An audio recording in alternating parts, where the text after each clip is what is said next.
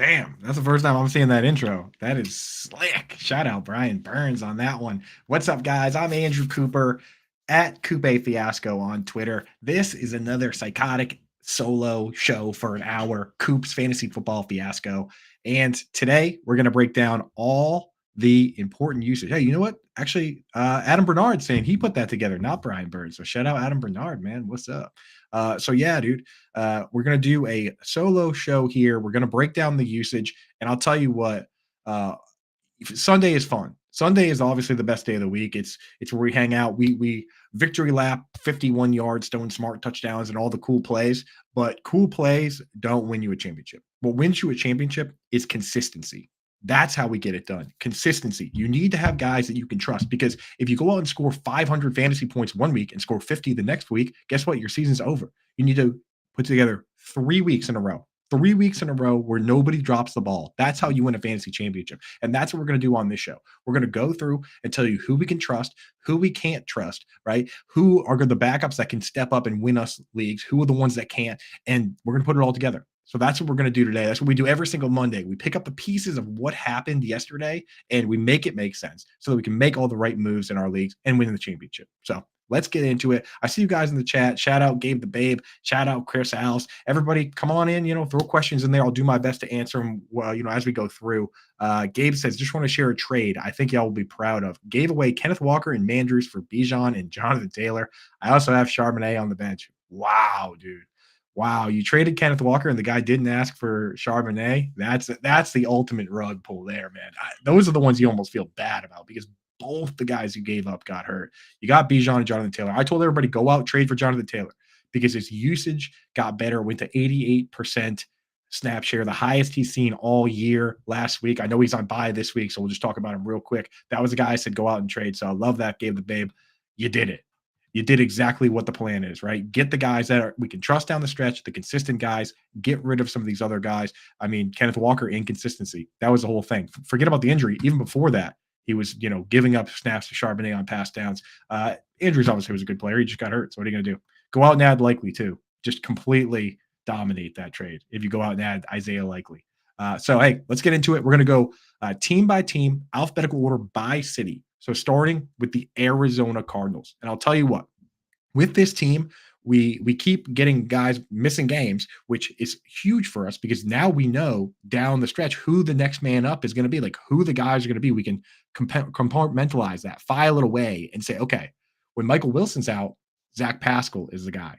But when Zach Pascal's also out, like he was this weekend, Greg Dortch is the guy, right? Pascal's also the only two guys on the team, wide receiver wise, that are over 6 feet are Michael Wilson and Zach Pascal. So they're the go-tos for that particular role. But if they're both out, what they did yesterday is they took Marquise Brown and they put him on the outside, and they took the two slot guys, Greg Dortch and Rondale Moore, and they just had them rotate at flanker and slot. And it worked great. I mean, Rondale Moore scored, Greg Dortch got a bunch of targets. So if those guys continue to be out, Rondale Moore and Greg Dortch moving up a little bit. If Rondale Moore is ever out, we know from last year that Greg Dortch takes that role over. So Greg Dortch, not necessarily a guy you can trust, but now we know what it takes to get him in the game. You need Wilson and Pascal both hurt, or if just Rondale Moore got hurt, he would probably play instead of Zach Pascal because it's the slot role. So information, man. Trey McBride went out, looked awesome, so we don't have to worry about McBride. Played 61 snaps, 38 of 38 routes.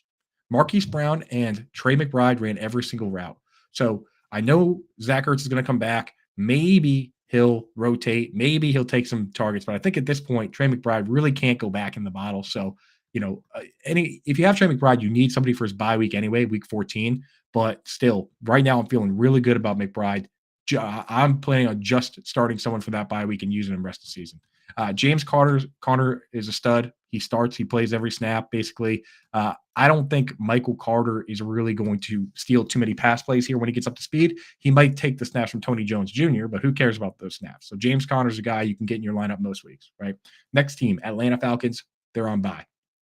Don't got to worry about the Falcons. Let me get this retweeted here. Do we have a tweet, Adam Bernard, that we can get out to the people so they can get up in here? Atlanta Falcons on bye. Next team, Baltimore Ravens. They played on Thursday, so we already talked about this one quite a bit. But just as a recap, Flowers and Bateman played full snap shares. They both played over 50 snaps. So Flowers played 64, Bateman played 50, right? Uh, Nelson Aguilar played 25. Odell only played 23, but he got banged up a little bit. He still ran 17 of 33 routes. His usage has been so strange. He doesn't play the whole game, but he looks the best, honestly. He got 7 targets. So Odell, even though he's not playing the whole game, that's a guy that I'm probably going to go out and still add. You know what I mean? So, yeah, get him going. Bateman, he's not involved enough, man. And what's interesting is he plays a lot of run plays, but he comes out for some of the pass plays. So he played 50 snaps of 65, but only ran 25 of 33 routes. So I really don't trust Rashad Bateman right now. Isaiah Likely is the guy we need to talk about because a lot of people out there are saying, "Oh, he's not good." He shares he's played 2 games with no Mark Andrews this year, and he didn't do anything in them. This week, he got 2 targets, didn't catch either of them. I broke it down on my timeline. Go type in Coop Fiasco, Isaiah Likely, or just scroll through my timeline to find this tweet. I broke it down with video showing that he was much more involved than 2 targets. Much more involved than 2 targets. The ball that Nelson Aguilar scored on was thrown to Likely, and it got tipped. Aguilar took it to the house. That doesn't count as a target, right? He had the bad drop where he looked away. That's fine. They ran the same play and it worked, and he caught the pass. There was a holding on John Simpson. That doesn't count as a target. Later in the game, they called a play for him. He was wide open, but the pocket broke down. They didn't throw him the ball. No target there. Next play, Lamar Jackson waited too long to throw him the ball, threw a bad pass. That counts as a target, but he didn't catch it. I mean, in my opinion, there were at least 5 plays that were Isaiah Likely plays, and he played virtually the entire game once Mark Andrews went down. So you're just not going to. Obviously, the floor is a little low because he's not Mark Andrews, but the ceiling, you're not going to find that kind of upside on the wire. So Isaiah Likely is a guy I'm adding. Running back wise, Gus Edwards is still your best bet for fantasy football because he gets the goal line work. But Keaton Mitchell mixed in more. They told us they were going to do it. They did it. He played on a bunch of first downs. He mixed in on some third downs, right? Justice Hill was the one that took the big hit, but Justice Hill basically played all the 2-minute drill. So Keaton Mitchell is difficult to start right now. If he were able to take away that Justice Hill pass down role and at least have that entire role, then we could trust him. For now, though, I'm just starting Gus because only 24 or 65 snaps for Keaton Mitchell, not quite doing it for me. Maybe in deeper leagues. Buffalo Bills, 76 snaps this week. Gabe Davis was the sacrificial lamb. We see this happen all the time versus the Jets. The Jets sit there in zone 70% of the time. Sauce Gardner and DJ Reed, they each only played 3 snaps in the slot this year, a piece. So we're talking hundreds of snaps played. Only 3 times they've gone in the slot. So that's what teams do, and it works against the Jets. You have your guys on the outside, Gabe Davis, Quentin Johnson the week before, and you just let them get eaten alive by Gardner. And then you move guys like Diggs, Keenan Allen, CeeDee Lamb, you move them into the slot. Michael Carter's a good slot corner, but they sit in zone. So that's how you take this team apart. Diggs got 8 targets doing that. Dalton Kincaid lining up in the slot got 8 targets. So whoever's going to be playing in the slot against the Jets, that's a guy that you can use in DFS and you want to start. Guys on the outside, especially if they're like second fiddle guys like Gabe Davis, don't want to touch those guys because they just get, it's their job, right? It's their job to play out there and they just get crushed. So don't worry about those guys. James Cook had one of his better games, but still he splits with Latavius Murray, and Ty Johnson got like the entire 2-minute drill before the halftime. So it wasn't even just he did get some garbage time snaps, but he got the 2-minute drill in the first half. That was a little weird and not good for James Cook. So James Cook is kind of gets like empty work, if you know what I mean, where he starts, he gets the first down carries, he gets the carries in space, but Latavius Murray gets a lot of pass work. Latavius Murray gets the goal line work. Now Ty Johnson is coming out and getting targets on 2-minute drill. James Cook is a little bit scary to me. I'm not sure I'm really loving James Cook for fantasy football right now. Next team, Carolina Panthers, 59 snaps, so about average. Those keeping track at home, 65 or so is where your most teams will have for average snaps, right? Terrace Marshall was out, so we got Adam Thielen, Jonathan Mingo, DJ Chark. Those were the guys. They played the whole game. You might not believe it because DJ Chark didn't get a single target. He was pretty much invisible, but he played 44 snaps of 59. right? Mingo played 56 of 59, ran 34 of 37 routes. So, he's out there. But Thielen, of course, is the top dog. He has been all year. Tommy Tremble with no Hayden Hurst is a viable DFS play, but I'm not going to trust him in my regular leagues because even with Steven Sullivan banged up and Hayden Hurst flat out of the game, he only ran 26 of 37 routes, only got 3 targets. So yes, he did score. He is a guy that likes to hurdle. He's fun to watch, but can't really trust that guy. And then with the running backs, Miles Sanders. So we had kind of given up on Miles Sanders. I was in on him big time this offseason. I was completely wrong on that. I apologize to people that drafted him, but he kind of clawed his way back, man. He's clawed his way back, and he split snaps 27 to 29. So they split the work right down the middle. 10 carries for Chuba, 11 for Miles Sanders, 15 routes for Chuba, 13 for Miles Sanders. So hey, it's split down the middle, which they have a terrible schedule, and a split like that is awful. So it's actually kind of a worst case scenario. At least before we could use Chuba where we had him. Now you can't use either of them. So I don't know. One of those guys gets hurt. The other one is now a viable guy, but it's tough. And Chris Al's in the chat. I see you guys in the chat. Chris Al's, if I lose, I'll lose this week if DeAndre Swift fumbles 13 times. Yeah, I know. I've had those games, dude. I've had those games where it's like, completely impractical. But hey, maybe. You never know. Jose says he has Logan Thomas and Jake Ferguson with top waiver. Do I add Likely and Njoku both on waivers? I don't know if here's the thing. If you're a front runner, if you're one of the top 2 or 3 teams in your league, I wouldn't use the waiver claim because it's such a valuable piece. Like I would just rather use Logan Thomas and for the weeks you can, and then on his bye week use Jake Ferguson, then use your top waiver claim on the tight end unless you are desperate to win now, right? Because having that claim and be able to block people can be huge at times. It can be huge. Like you never know when a Chuba Hubbard gets hurt and now your opponent needs a running back and they go in to add Miles Sanders and you can block that. That's huge. Or you get to championship week and there's a tight end or there's a defense available that can just put you over the edge and block your opponent. Having that top waiver claim is powerful. So I would hold on to that, to be honest. Next team, Chicago Bears, 75 snaps.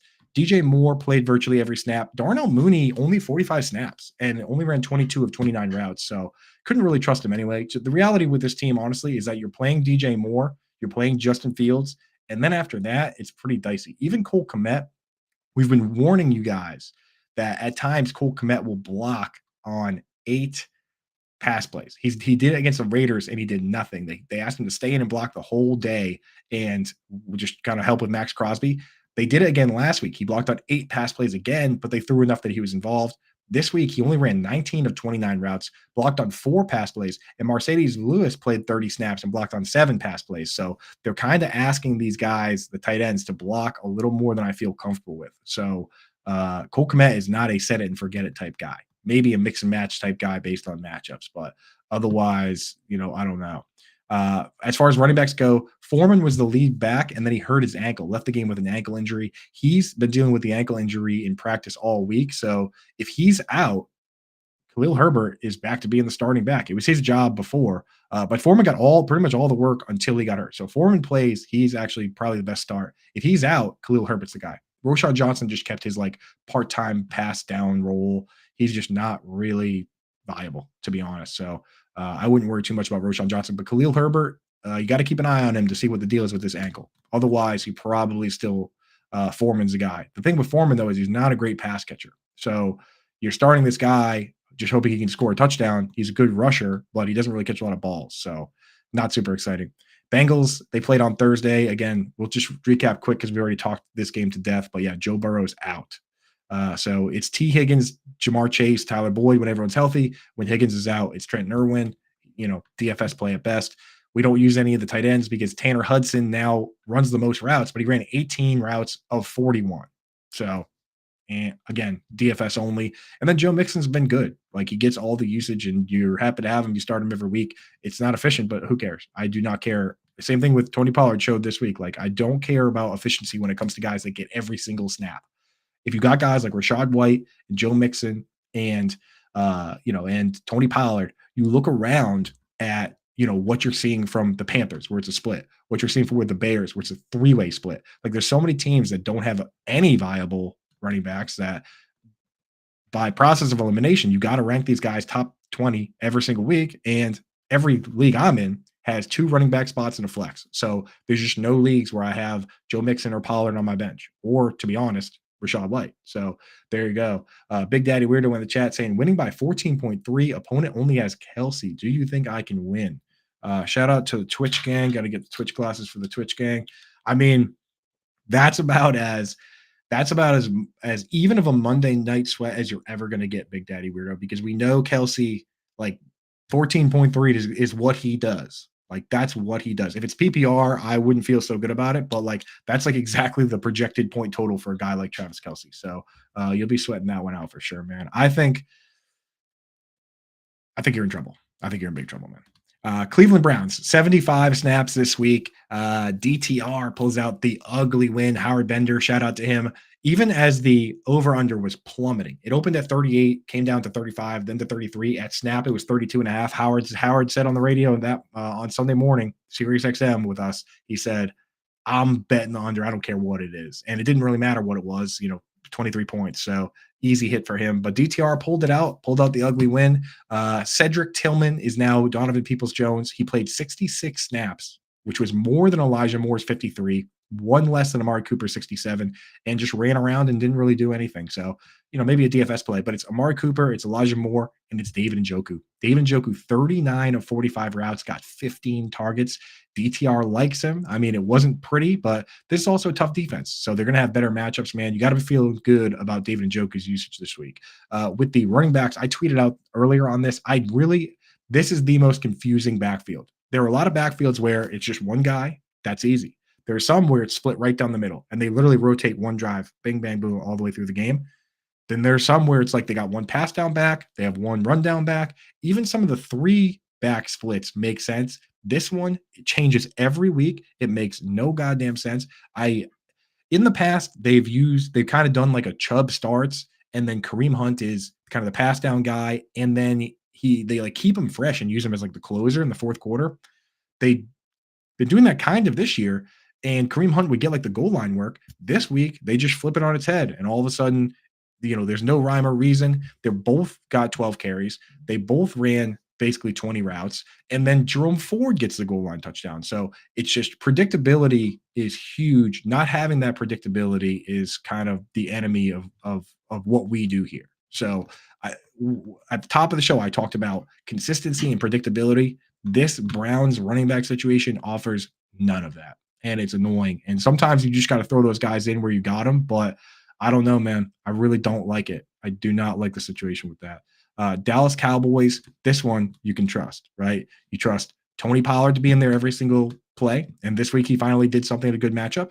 CeeDee Lamb is one of them ones, as he told us. And Brandon Cooks now has come on, and he's playing pretty much the same snap share as CeeDee Lamb across from him. So we can trust that to some degree. Michael Gallup and Jalen Tolbert split. So you got 30 snaps for Jalen Tolbert, 25 for Michael Gallup. Can't really trust that. Maybe DFS. So it's like I like Lambs, I like Cooks, and then we like Tony Pollard. Jake Ferguson, his usage has gotten better in recent weeks. 52 snaps is good, 35 routes is good. So we're cool with Ferguson. It's annoying how they decide to sneak Luke Schoonmaker out. They do the same thing with Peyton Hendershot, who'll be back soon. So there you go. Gabe the Babe points out in the chat for Big Daddy Weirdo. He's got your back. Taylor Swift is supposedly not going to be there. That's what I heard. Unless there's been some change. I guess there was a delay and she did not get back from wherever her tour is. Keep me up to date on that, because that's kind of interesting. The split between how they've been playing with and without Taylor Swift there. But yeah, supposedly not going to be there. Rico Dowdle didn't really play much. I mean, everyone was getting all excited about him, but I don't really care about Rico Dowdle. I care about Tony Pollard. And we started CeeDee Lamb this week when he said, I'm one of them ones, watch out for me. He did score the touchdown. We started him in our FFPC lineup. So let's take a quick second just to go over and look at how we did in the FFPC lineup. We drafted the team with our buddy Herms from Draft Sharks. He was the guest last week. So yeah, let me pull that up and we'll see how we did. I know we had some pretty decent players this week. So let me take a little peek here. Yeah, Steve. So our team on the left is That's our team on the left. On the right is a team that's currently in first place. So, it looks like we're in out of 30 people, we're top 10. Looks like we're in like ninth right now with 2 guys left to go. A few of these people only have 1 guy left or nobody left, so we should be able to surpass them. But this team we played, they started CJ Stroud, so did we. We both started McCaffrey. They started Saquon Barkley. Oh, are they outside of their mind? So that's where our mistake was. Not starting Saquon, but we started Austin Eckler, and you can only pick one player from each team. That's the interesting thing about FFPC. So go over there, use promo code Coop. They'll give you $25 when you deposit 35 or more. It's super fun. I honestly like it better than the other ones where you got to have, the convoluted salary and the or drafts or things like that. With this, it's you just pick the one player from each team, put together a team of superstars. I mean, look at this. AJ Brown, Austin Eckler, Christian McCaffrey, CeeDee Lamb, Tyreek Hill. And I mean, look at we got good games. DJ Moore had a great game. Tyreek Hill had a great game. Trey McBride did okay. We could have done better there.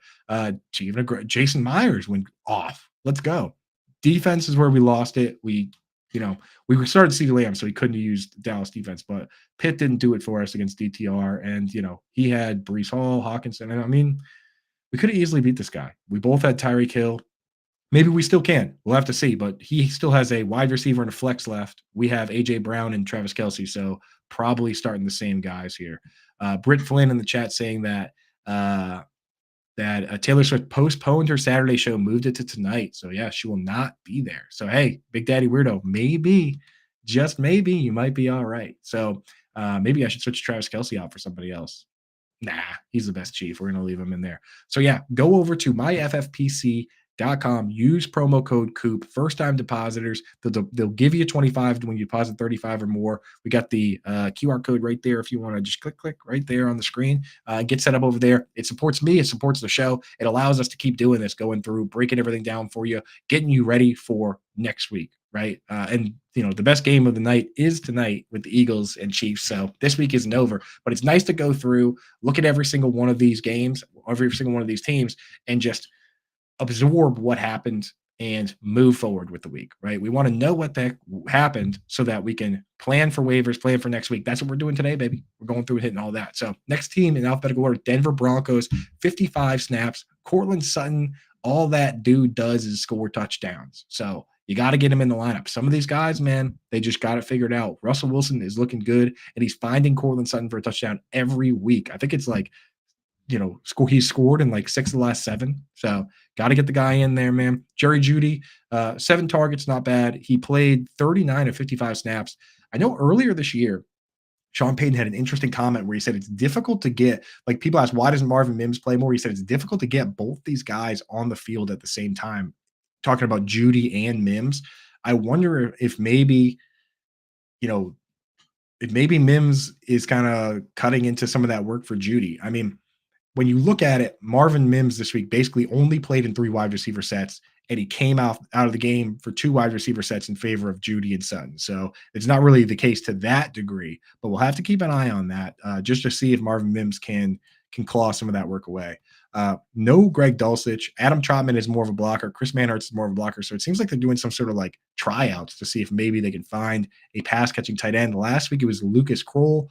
This week, Nate Adkins got, he played like 9 snaps, but 8 of them were pass plays. So I don't know. Maybe they're doing some tryouts for that pass catching role at tight end, but I'm not trusting anybody until Greg Dulcich gets back. So that's where we're at. Javonte Williams on rundowns. Javonte Williams had been looking good. His usage, we were liking it, but now this week was a little sketchy, dude. Before, Williams was playing more in all phases. This week, Williams gave up some pass work. So he got 11 carries, only 1 for Samaje, only 1 for McLaughlin. So we know that they like him there. But P. Ryan ran 13 routes, and Jaleel McLaughlin ran 7, and Javonte only ran 5. So that kind of takes the shine off a little bit. If that's going to be the case, then this split is going to look like Brian Robinson and Antonio Gibson or Tajay Spears and Derrick Henry, where Javonte is just okay, but it hurts his upside. I don't know if I love that. So we'll monitor that, but I don't know. Might want to have other plans if you're really leaning on Javonte. Detroit Lions, 62 snaps total, so kind of right down the middle. Amon-Ra St. Brown is awesome. Josh Reynolds is the next man up. Jamison Williams is the interesting one because he got his biggest usage yet, and Dan Campbell had some very interesting things to say about him. He came out and said, Jameson Williams is part of the herd now, and we trust him a lot, and guys are starting to trust him. That implies two things. One, it says that Jameson Williams wasn't trusted before, and also part of the herd. So what? They've got like a second tier of this team. Like you're on the team, but you're not. There's a bunch of guys on the team that aren't part of the herd, right? Or were there 52 guys that were part of the herd, and Jameson Williams was the only one that hadn't been part of the herd? You know what I mean? It's like Dan Campbell's a very weird guy, but I guess that's they're telling us that hey, Jameson Williams earned his right to play a big snap share. He played 40 snaps. Josh Reynolds played 45.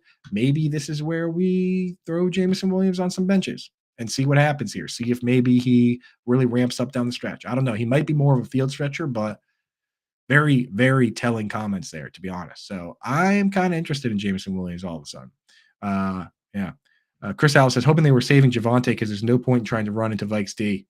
Maybe. Man, maybe they just went full pass down, but I would like to see when that happens, right, with certain players like Alvin Kamara and Christian McCaffrey going up against the Jaguars, well, they just turn and they throw it to that guy, right? In this case, they went out and they had other guys that they put out there. That's the problem. That's a concern. If he had a bad day running the ball and they threw him a bunch of passes, then we would love that. We'd be all on board with that. The concern is that they didn't do that, right? Jack sends in the chat. Our boy Jack Straw says, "Love the Stone Smart jersey." Yeah, Smart with two T's. That's a Marcus Smart, of course. One of my favorite players. Sad that he got traded, but man, Porzingis looks awesome. I know this is a football show, but I gotta say, Porzingis 6 blocks yesterday, had an awesome game, including the game-winning block.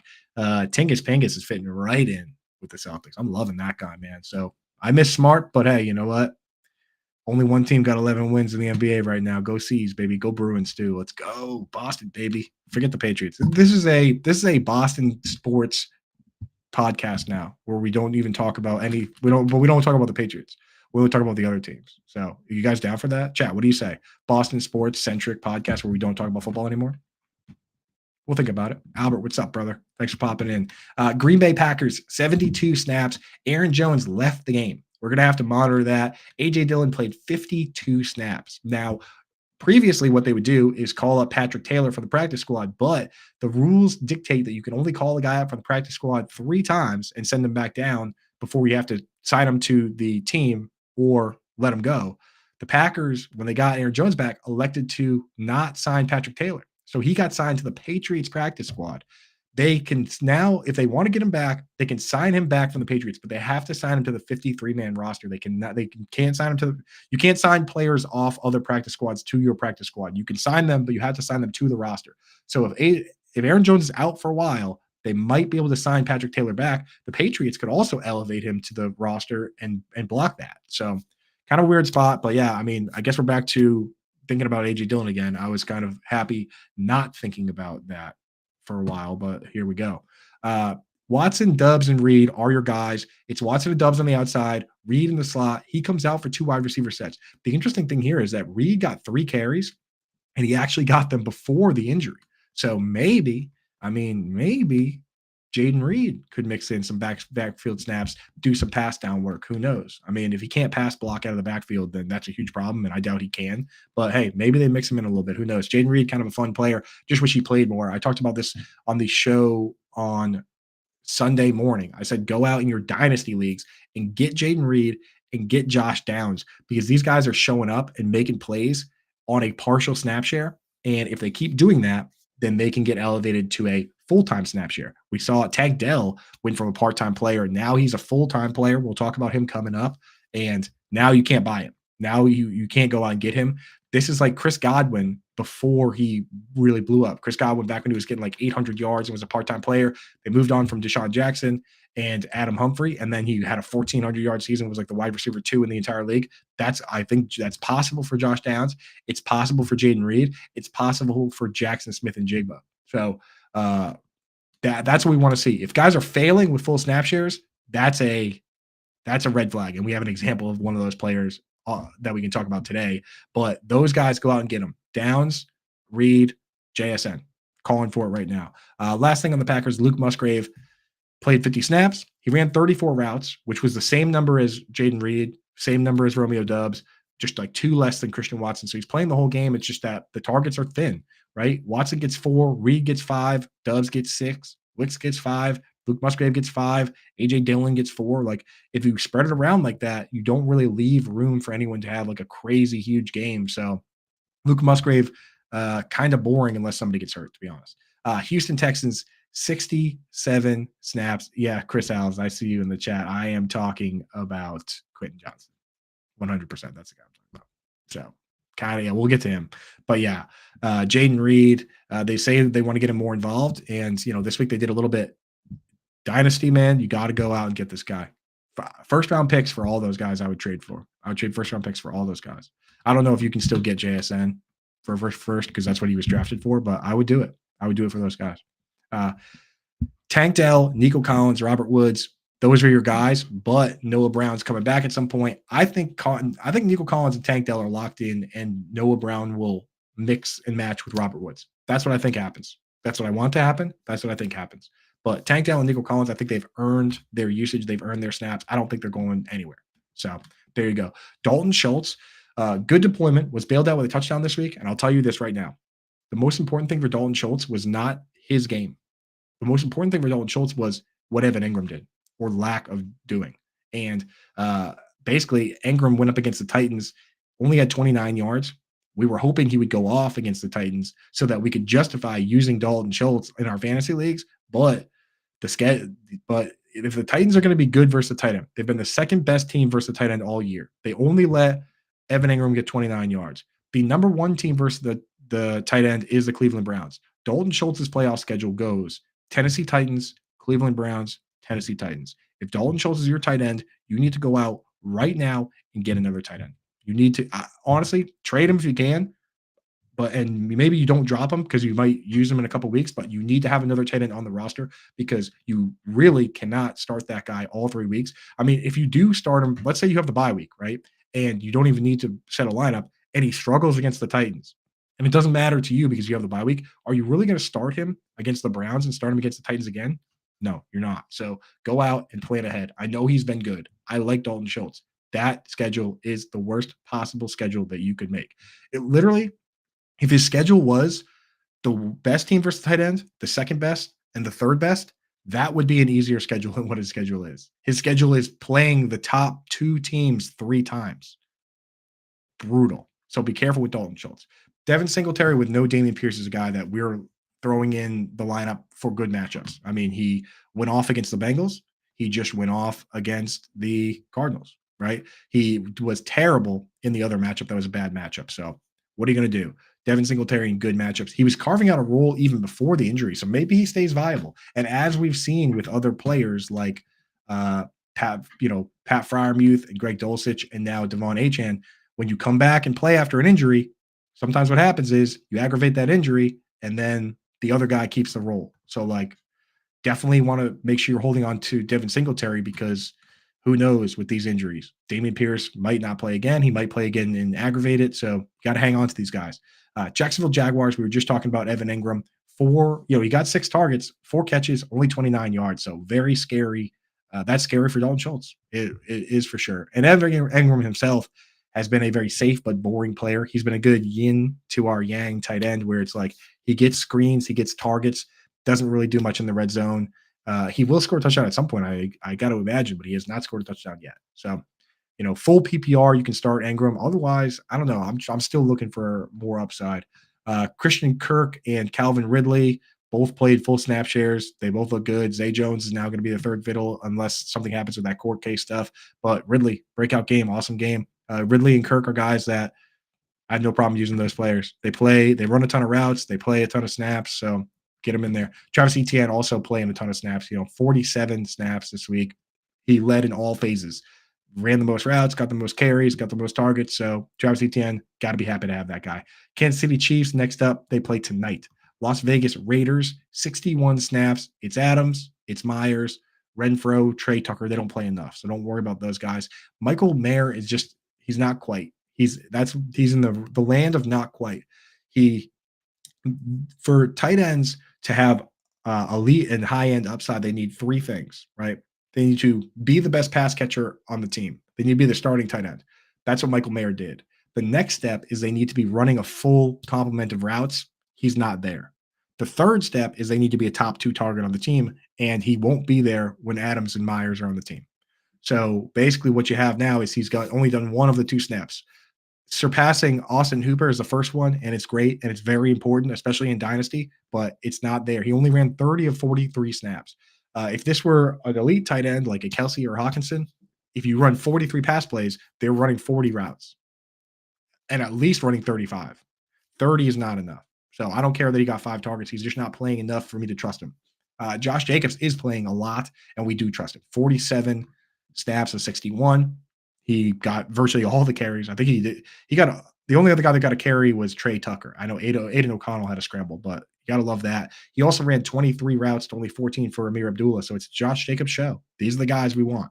Jacobs, Mixon, Pollard, whoever's playing, Travis Etienne, guys playing the full workload. Love it. Love to see it because it gives it such a good floor, right? And you don't have to think about game script. You don't have to sit here and say, oh, is the team going to win and the starting back going to get a bunch of carries, or are they going to be losers? So and then now you got a pass catching back coming in. There you go, dude. So yeah, Jacobs, gotta love that. Los Angeles Chargers, 64 snaps, so bang average. Keenan Allen played 60, ran 44 routes, got 15 targets. Love that guy. That's our guy. We love Keenan Allen. Please stay healthy. Austin Eckler looked kind of slow. I don't know if he was tired from playing it so much, and they don't really use much Josh Kelly, but I mean, again, he got 10 carries, he got 31 routes, 3 targets. You start Austin Eckler every week. And that's the deal. With Josh Palmer out and all these other guys banged up, Alex Erickson was the guy that stepped up. Jalen Guyton is out. Mike Williams on IR. They're missing a ton of guys. Alex Erickson, former punt returner for the Bengals, he stepped up and played over Darius Davis. He got 1 target. Doesn't really matter. But, if you're looking for DFS dart throws, if everybody's out again, it's Erickson. And, of course, we victory lapped the Stone Smart touchdown. Later today, I will be on Fantasy in Frames because this offseason I promised that if Stone Smart scored a touchdown this year, I would come on their show and do the Stone Cold beer chug thing. So now I got to do that. I really didn't think he was going to he was the deepest dynasty stash player that I had. They're asking me for the deepest sleeper. I really didn't think he was going to score at any point, but he scored a 50-yard touchdown. So we got to do that. But here's the thing. Stone Smart, he only played 22 snaps. He ran 14 routes. Donald Parham played 47 snaps, ran 31 routes. So that's 31 of 44. Can't really trust Parham, man. Can't trust Parham, can't trust Smart, and whenever it gets back, you can't trust any of them. I really don't want any part of this. I know people so desperately want Donald Parham to be a thing. I see Jack Sensen saying Parham season, but again, we just talked about this with Michael Mayer. If there's 44 routes to be run, if I'm going to trust a guy on my fantasy team, I need him running 35 minimum. 38 would be nice, right? That's what is that? I mean, what's at least we need 85% route participation. So that's 37.4. So it's about 38, right? 35 is it's too low because if they don't throw 44 times, if they throw 30 times, now this guy's running 20 routes. Gross. So you got to be real careful with that. I'm not in on Parham. I'm not in on Smart. But Smart is the funnest one to root for because his name is Stone Cold Smart. Let's go. Because Stone Cold said so. Los Angeles Rams, Cooper Kupp left with an injury. We'll have to monitor that. It was Puka. It was Tutu. Usually, I would say, if you had to ask me to guess who the next man up would be, I'd say Ben Skowronek, but it was actually Austin Trammell. Do with that what you will. He got 5 targets. Tutu was a field stretcher, so, I mean, I don't know. Austin Trammell, if Cooper Kupp is out for the rest of the year, how deep's the league got to be? Probably really deep, but that's the name, Austin Trammell. He played 46 snaps and ran 20 routes. I mean, Puka and Tutu ran 29, but I mean, we got to know these names. That's the next man up. Tyler Higbee, can't trust that guy. 24 of 33 routes, only 2 targets. No Tyler Higbee. Never trust a tight end named Tyler. I said that on Twitter the other day. All of them. Tyler Eifert, Tyler Conklin. I don't care. I don't trust those fellas. I said it on Sunday morning. I jinxed this into happening. I said, who in their right mind would start Royce Freeman? And of course, Royce Freeman comes out and gets 17 carries and runs 16 routes. We know McVay is willing to be one of those hot hand coaches, super annoying. like hot hand Shanahan used to be before he had Christian McCaffrey. So I don't know, man. Hopefully Kyron Williams comes back and saves us. But right now, I'm not starting Henderson. I'm not starting Freeman. Maybe Freeman is the hot hand now. Did Henderson get hurt? Anyone got an update on that? I checked all the injury news. I didn't see anything, but that is no good. No bueno. We don't want to see that. We want predictability. We want consistency. We don't want randomly having one guy get the hot hand and get all the work. And that's how you lose your fantasy league. It sucks. Miami Dolphins, they played 70 snaps this week, so a little bit above average. Nothing crazy, nothing to really think about. There were a couple that I'll point out that were well above average, and we do need to think about it and how it affects the numbers. But this one, right in the middle, Devon Achane basically came in, landed on the knee he had hurt before, the same knee, and said that it hurt, and they took him out. So that's scary stuff. You obviously you knew that was a possibility when you started him. Raheem Mostert played 55 snaps of 70, 29 routes run, 22 carries. Salvin Ahmed was merely a backup. So if Achane's out again, it's back to Mostert season. Let's go. Durham Smythe was out, so it was like Julian Hill and Tyler Kroft. They combined for one target. Don't worry about that. Maybe Julian Hill DFS crazy deep dart throw in games with no Durham Smythe, but we know who the main characters are. It's Waddle, it's Hill, it's maybe Cedric Wilson sometimes. So there you go.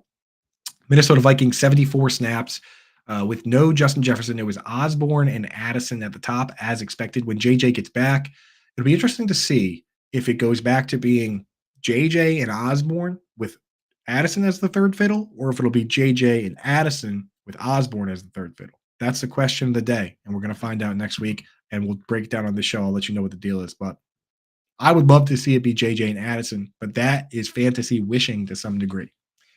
You can't get too wrapped up in what we think should happen because of the fallacy of rational coaching, where we think that they'll do what the numbers say, they'll do what we want, they'll go with what we believe is the right idea. That gets us in trouble. And I worry about it with guys like Dalton Kincaid, with Dawson Knox coming back, and Trey McBride with Zach Ertz coming back, is that we think that these coaches are going to do what we want in fantasy world, and then they don't do it. So be very careful with that. Maybe it could be Osborne and JJ with Addison as the third fiddle. It's entirely possible, but I'm hoping it's not. New England Patriots, bye week. New Orleans Saints. Now we go alphabetical order by city. This is the new section right here. So New England Patriots, bye. New Orleans Saints, bye. New York Giants. What the heck? Tommy DeVito, hey, did you see when he threw the touchdown pass? He threw up this. He was like, hey, I love it, dude. I mean, and I'll tell you what, dude, Daniel Jones, done with him. I'm done with him. I mean, Daniel Jones, since his rookie year, so the last, 3 years, he has not had a 3-touchdown game. And then Tommy DeVito manages to throw a 3-touchdown game. I know it was basically just giving the ball to Saquon Barkley. That's how they won, which is great. But, I mean, how does Tommy DeVito walk in out of a bed that his mother made and throw 3 touchdowns when Daniel Jones hasn't done that since his rookie year? I don't know. Done with Daniel Jones. Darius Slayton got hurt, so we saw Wan'Dale Robinson and Jalen Hyatt get the most snaps. That's fun. Sterling Shepard and Isaiah Hodgins mixed in as well, but I'm rooting for Wan'Dale and Hyatt. They are the most fun for fantasy football. Wan'Dale got a little carry, which is cool too. But yeah, again, with Tommy DeVito, we're not going to just all of a sudden trust these guys. Daniel Bellinger's useless. So until Darren Waller's back, don't worry about a Giants tight end. New York Jets, 56 snaps. Garrett Wilson led, 8 targets. Xavier Gibson, who had been playing primarily slot, only in 3 wide receiver sets. Yeah, I see you. Producer in the chat, Adam Bernard, says DeVito earned the homemade sausage and peppers yesterday. Yeah, big time, dude. The big serving with the good gravy. That's where he's at. So Wilson, Xavier Gibson, and Allen Lazard, but Gibson played over Lazard. I didn't see a Lazard injury or anything. Doesn't really matter because you're only starting Wilson and Breece Hall and maybe the Jets defense from this team. But yeah, there you go. And Zach Wilson got benched. Tim Boyle came in. So could be a good point, Jack, where if Tim Boyle's been working in practice with Xavier Gibson, then maybe that's the way they went. Maybe they say, hey, you know what? Tim and Xavier got a couple tricks you've been using on the practice squad, then get them going. See if they work here. So that does happen sometimes. Philadelphia Eagles are on Monday Night Football. Don't worry about them. And Pittsburgh Steelers, 64 snaps. George Pickens played 53. Deontay Johnson played 49. Allen Robinson played 45. So much for George Pickens being benched or not a starter. I mean, like last week they didn't announce his name with the starters, but he played the most snaps of any wide receiver. So I wouldn't worry too much about all that business. Pat Freiermuth returned, but did not play the full game. Only ran 14 of 33 routes, only got one target. Played the number one defense versus tight end in the Cleveland Browns. So what do you expect? Going to be tough to trust Freiermuth until we see a full game from him. So we're keeping him on the bench until I see him go out and actually run, again, 14 of 33 routes. That's not even half. I need him to be, if they run 33, I need him running 28. So we'll keep an eye on him. Najee Harris and Jalen Warren split again, pretty much down the middle. 12 carries for Najee, 9 for Warren, 12 routes for Najee, 11 for Warren. But Warren broke off the big touchdown, so he's the big hero. And he's playing better. So it's still a split. Until that, it has not changed. They still split it, but I don't know. Jalen Warren just looks better, man. It looks great. San Francisco 49ers, 60 snaps. Kittle had his best game, and it's a huge game for Kittle because this is the first time this year when everyone's healthy, he's had more than 3 catches. No joke. He got 9 targets here. In the other games, even though he had 3 touchdowns versus the Cowboys, he had the big touchdown last week. Still, first time he's had more than 3 catches. So this is a huge game for him. If you were banking on George Kittle, he ran, and this is what I'm talking about. They ran 31 routes as a team, 31 pass plays, dropbacks. He ran 28. That's what I want to see. That's what I want to see from my tight end. So George Kittle, get him in there. But again, just be careful because we need 3 games in a row. If he comes out and has 9 targets this week and next week he has, 2, he's got 2 games this year with 1 catch. That's how you lose in fantasy football playoffs. So, but you could do a lot worse than Kittle with all the injuries and stuff going on. Seattle Seahawks, 65 snaps. Lockett had an injury, so he was limited. So JSN played over him. He played 44 snaps. Lockett played 36. But if everyone's healthy, it's the other way around. I don't think this is some changing of the guard. I think Lockett's just got a hamstring issue. So that's the case. DK Metcalf led the team. He's a split end. He's going to play every meaningful pass play, and he's awesome. Tight ends, don't worry about him. If you had to pick one, it'd be Noah Fant, but he only got 2 targets. He ran 24 of 42 routes, so don't care. The big news out of this one, of course, Kenneth Walker, oblique injury, and it was described as a legitimate injury by the coach, so could potentially keep him out. If that's the case, Zach Charbonnet getting a lot of work, 15 carries this week, 31 routes. He already kind of carved out that role. The problem is the schedule's terrible for this team. But, I mean, he played 55 of 65 snaps. DJ Dallas played 7. So they didn't even pretend like they were going to use DJ Dallas. They just used the one guy when Kenneth Walker went out. So if he's out for a while, Charbonnet is the guy. He's definitely the top waiver ad this week. No question. I don't care if his schedule's terrible. If he's going to be playing the whole game like this, getting 15 carries, 6 targets, he got 6 of 6 targets.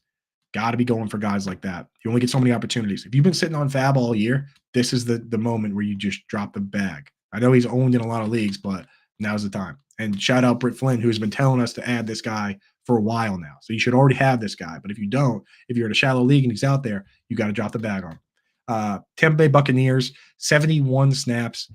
Evans, Godwin, Palmer. That's the deal. All 3 play a bunch. Palmer getting some targets. He's a guy we already talked about. You got to be going out and getting in Dynasty because we don't know if Evans is going to be back. We don't know if Godwin's going to be back.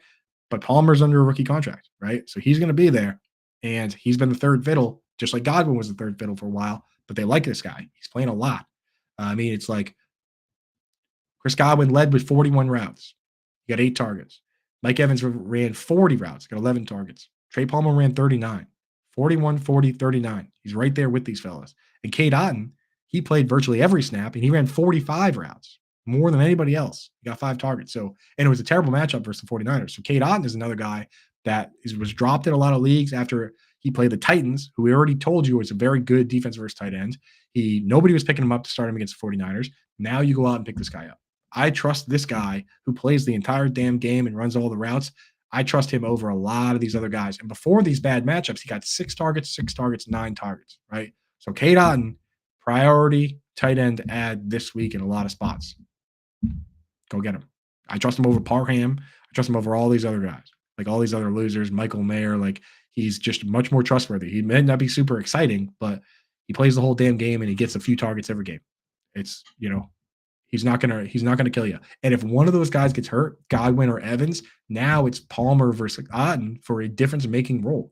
There's no difference from what you're getting from Cade Otton than what you would get from Dallas Goedert.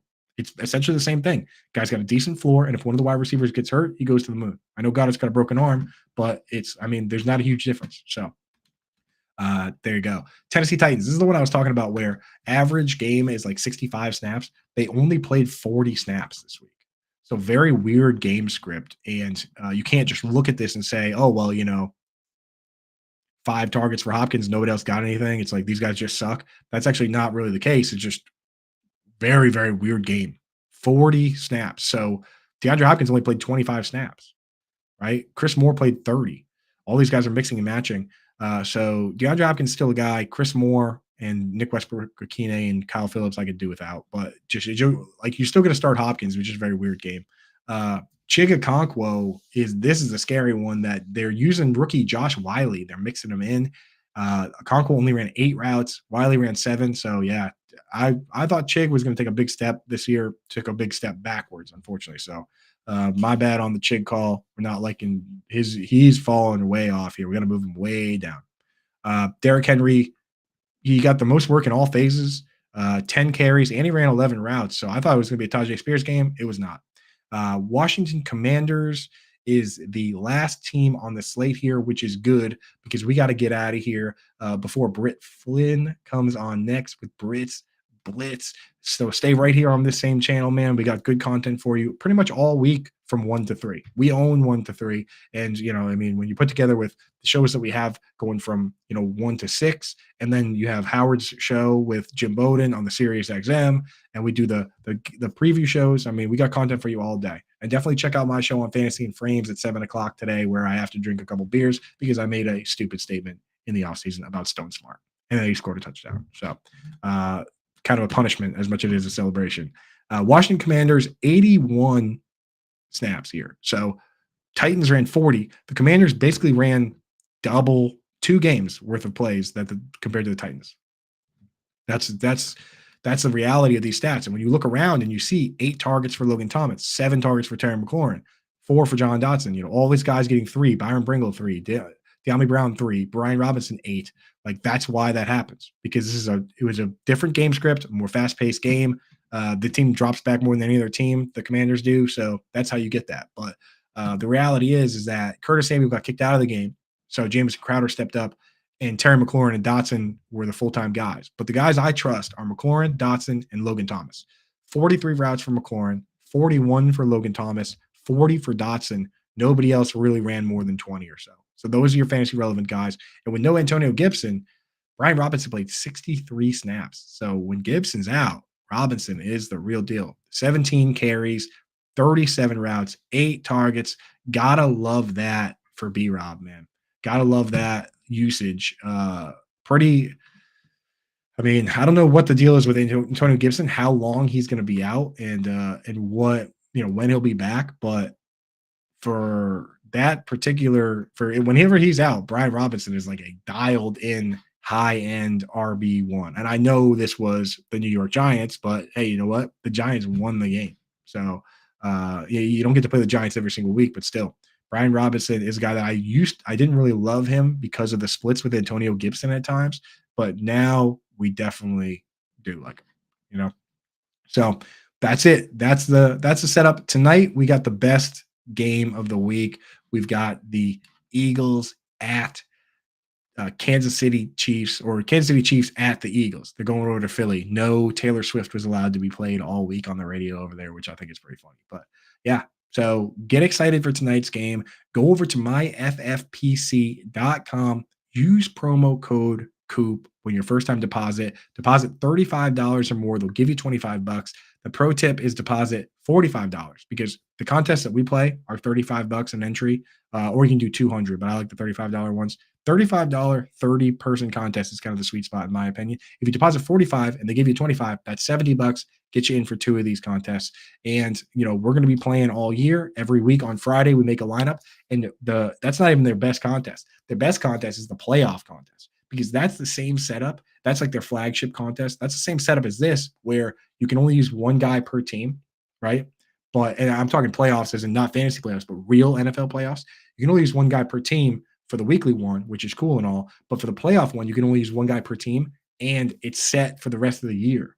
So you have to kind of first plan out who you think is going to make the Super Bowl, right? And then prioritize like the quarterbacks and running backs on those teams. And then at wide receiver, you maybe are thinking, okay, who's gonna make it to the NFC Championship or AFC Championship and get those guys going. And then you got to think to yourself, okay, who of these teams is going to get eliminated that who their kicker might have a good game or their defense might have a good game, right? The strategy for that is next level. We're definitely gonna when we get to that point, plan out some cool strategy stuff for that. But that'll be fun. This week, I'm going to make a team and make a video and post that, but there's going to be no Friday show, no Friday guest show this week because I'm traveling with the family for the holiday. We're bringing the baby, we're bringing the dog, we're going down to Cape Cod. So no Friday show this week, but I will post a video with an FFPC lineup so that you guys can check that out. So if I don't talk to you guys, I mean, we're going to be doing the shows with Howard. And we're going to do lightning round. We're going to do quick outs. So we got a ton of shows this week. So check all that out. And we're going to have a free preview of all our DFS stuff. And we're going to give a free Thanksgiving DFS slate for every position tomorrow. And all that's going to be free. So make sure you check that out, fantasyalarm.com. The Freeview Thanksgiving slate, my tight end article, John and Pemba's QB coach. We got Colby Conway and Justin Vreeland and Dan Malin doing the wide receivers and running backs and defense. We take it very seriously. That's going to be free this week, so check that all out.